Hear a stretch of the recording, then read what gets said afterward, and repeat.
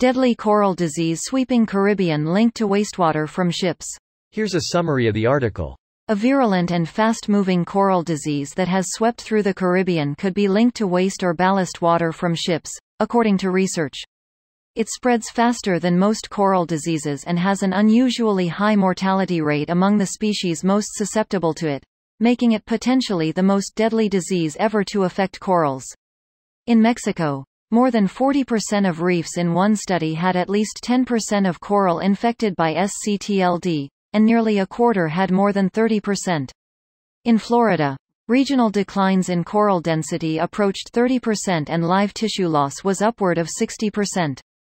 Scientists have not yet been able to determine whether the disease is caused by a virus, a bacteria, a chemical or some other infectious agent, but the peer-reviewed study in the journal Frontiers in Marine Science supports the theory that ballast water from ships may be involved.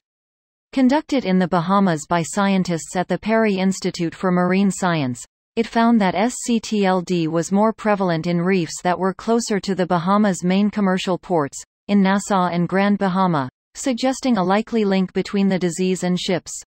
In 2017, the spread of deadly pathogens by ships when they discharge ballast water prompted the International Maritime Organization to implement the Ballast Water Management Convention, which requires that ships discharge their ballast water, used to maintain the ship's stability 200 nautical miles from shore in water at least 200 meters deep before entering port, to ensure they do not bring in harmful foreign pathogens.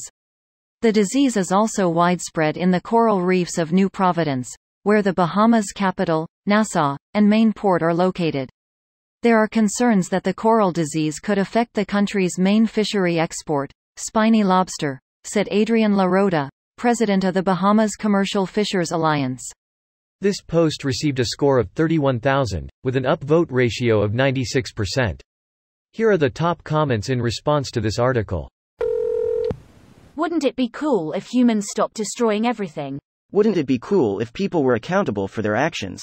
That would be pretty rad. I've been exposed to +5 rads from this comment alone. Just take some 200-year-old rad away and you'll be fine. Not so fast. Bottle caps, first, tough guy. Pyrogenesis would completely solve this issue if these ships would invest in their waste disposal tech or governments would help the transition.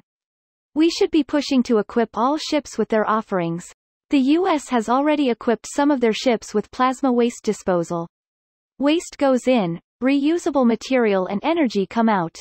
The sheer volume of ballast in cargo ships is enormous. It's probably much more efficient to treat the water via some other means, or to not use seawater as ballast in the first place. Ports could start using closed-cycle ballast systems by keeping ballast in large tanks to be used as a common resource. Desalination of the ballast is also an option. Kill two birds with one stone by offloading ballast and then desalinating it to use as drinking water rather than dumping it in the sea. It's still possible it's a product of raw sewage rather than ballast water, but the prevailing hypothesis is that it is a pathogen carried in the ballast. Ballast water treatment is actually already a thing, and there are a number of accepted means of doing it. The International Maritime Organization's Ballast Water Management Convention specifically mentions accepted methods including heat, filtration, UV light, deoxygenation, electric pulses, magnetic fields, cavitation and chemical disinfection.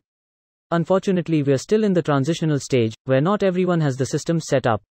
Of course, enforcement is already an issue. Shipping companies like to cut every corner they can get away with. Thank you. I had to scroll way too far to find the person that actually knows what's happening. The industry knows it's a problem, and the industry is working to solve it. Perfection is the enemy of progress. The way to solve a problem is not to throw up your hands in defeat when you can't find an instantly deployable perfect solution.